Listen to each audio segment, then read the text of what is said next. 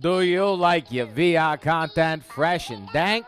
And stick with the sauce, PSVR Frank. Aloha headsets, Frank here, and it is time for a versus video. Now, virtual reality is my passion, my heart and soul, and I like to try everything out there. And with a new gadget like the Oculus Go out on the market, virtual reality is as easy as ever. But how does it stack up to our baby, the PlayStation VR? Well, lucky for you, that's what we're going over today. Now, we're going to talk about this in about 4 to 5 different subjects, starting with the build quality, moving on to the optics, then we're going to talk about the catalog, ease of use, a little price, and then boom, the conclusion, whatever. We're going to start there. So if you want to skip around any parts in the video, I'll link those down in the description. Now, first off, build-wise, they are both very solidly built. Now, the PlayStation VR definitely has a whole lot more plastic because your band is made out of plastic, where on the Go, you have much more of like a stretchy band. You know what I mean? It just stretches the fit versus this, you click, turn into fit. So, honestly, build-wise, I feel pretty solid with both of them in my hands. The PlayStation VR is a tiny bit heavier, but not too much heavier, and I think a lot of that is just because of the wires that are hanging off of it. You can actually move the PSVR head in and out, where with the Oculus, you're just kind of like stuck with where it's at. You can add a little bit of room because they have a spacer for glasses, so you can wear glasses with this as well, which is great, but you have a whole lot more control over where your display stays with the PlayStation VR. You can also control the IPD distance, which is a big deal with VR with the PlayStation VR, although I've not really had any issues on the Go not being able to control that. Now, overall, each one in your hand feels really good. You know what I mean? They're both very comfortable devices. The PlayStation VR, in my opinion, can get maybe a little sweatier just because you have a spot on your forehead here. And I seem to get kind of sweaty right where my head is under my forehead and not as much on my face. But I still do get a little bit of heat here. And you can't pop off this thing just like you can pop off the plastic thing. So both are able to be taken off and clean. So there's no real contest there. Honestly, this is probably my closest contender for comfort when it comes to the PlayStation VR. So if that was maybe an issue of you were like, it doesn't look that comfortable, it's actually very comfortable. You hardly even notice the straps. They one size fits all. I mean, you can Velcro this thing back to like infinity and beyond. You know what I mean? You can put these on the smallest little heads or the biggest heads, which is nice. So right there, it's pretty much a tie between the two when it comes to build quality. And now optics-wise, we're going to have to start talking in a world that you guys aren't going to like as much, because as great as the PlayStation VR is, this little guy beats it when it comes to optics. Now, this one does not compare to the Vive Pro, but that's a completely different system. So this one is better than the PlayStation VR, but not next level to where you're going to notice. Even compared to the Vive Pro, you're not even going to notice that big of a difference. But when you're watching videos, when you're playing certain things, you're going to notice a lot less tearing on this one. You're going to notice a lot less screen door effect. It's going to have a cleaner feel to it. Watching movies, watching videos on the Go is fantastic. It feels like you're really just in front of like a nice screen, versus when you're on a PlayStation VR, it is a little gritty. It's not as clean. It's fine. Don't get me wrong. I love watching videos and movies on this thing, but I would much prefer to watch it on the Go now, which is kind of the one of the reasons we'll talk about more as we lean kind of into this one. Now, I mentioned screen door effect. I don't notice it a lot of the time on PlayStation VR. I don't think it's the most terrible thing on earth, but it is noticeable on the Go. You don't notice it. There's little to minimal to like none. Now the FOV, which is just how far your eye can see without having to see like the edge of the lens, is a little bit larger on the PlayStation VR. I don't really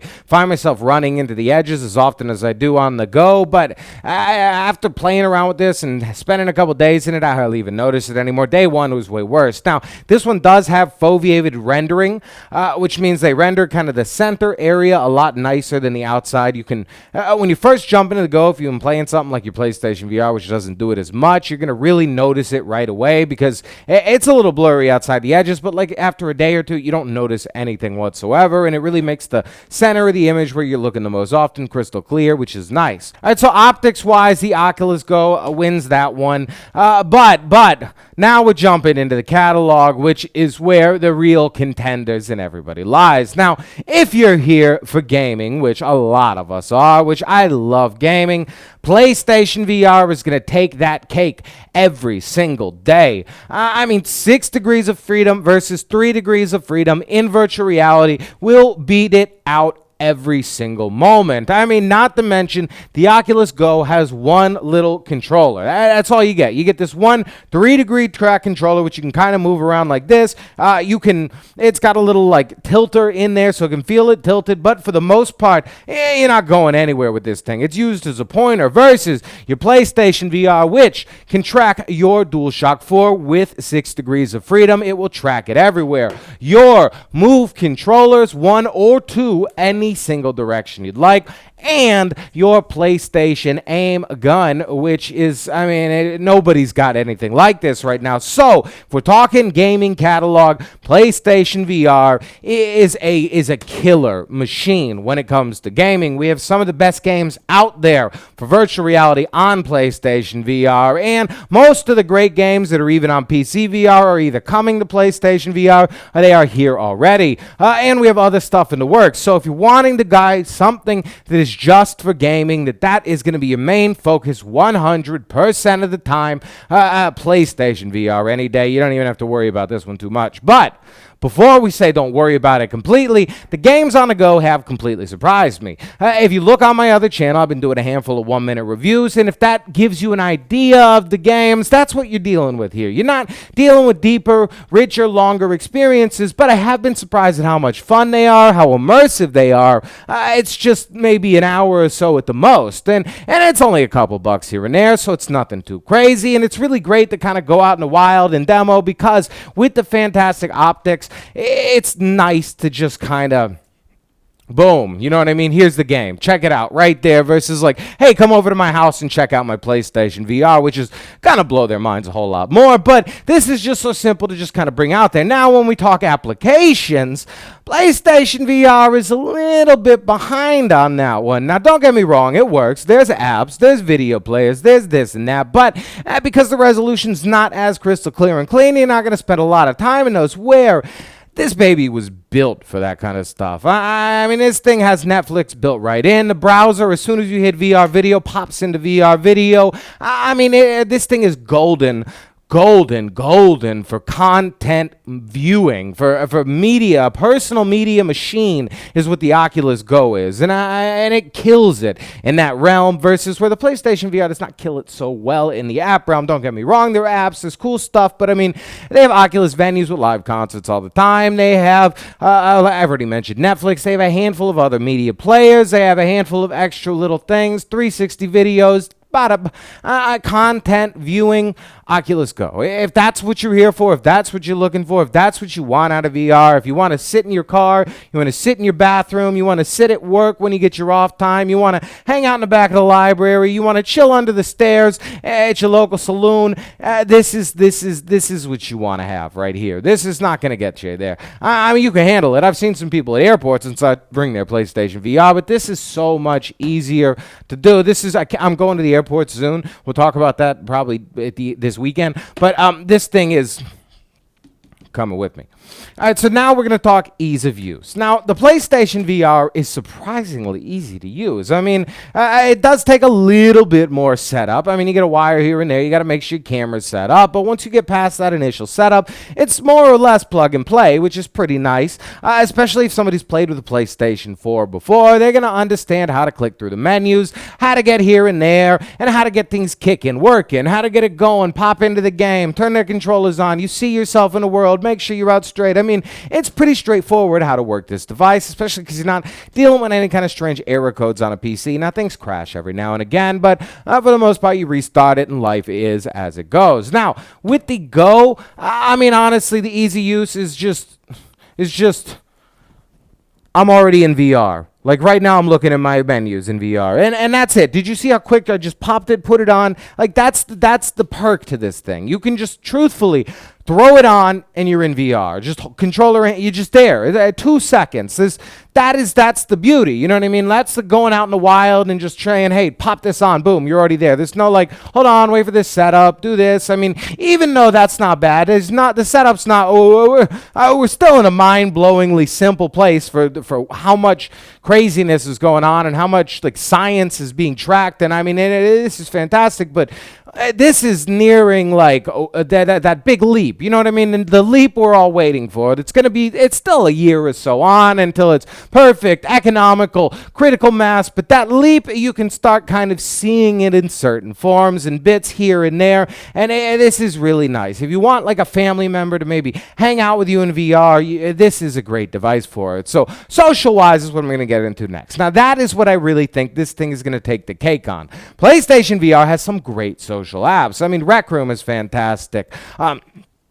We've got games with lobbies where you can chit chat and talk with people, and I think more are coming our way. But I really think this was almost just built to be kind of like like I said, a personal media social device. I mean, they have apps already where you can hang out in a theater with 10 other people and watch a 3D movie. I watched Avatar the other day with like 8 people that had just gotten their Oculus Go in a 3D theater in a big screen beta. I mean, that can't be done yet on this, but this, which is just popped on my face and I'm already there. You can hang out in rooms with people on your Oculus friends list, and in that room you can watch TV, you can watch movies, you can play checkers while you got a movie going in the background. I mean, you can have 4 people in there. The social aspect is awesome, especially if you have like a parent, a grandparent overseas. You send them one of these, you can actually spend time with them. You can play checkers, you can play chess with them. And the way, you guys already know how it feels to be in VR. The sense of presence is there. You really feel like another person's next to you. And in this, you really do when you're there. So for social, if that's what you want some kind of like almost social device, like media, social,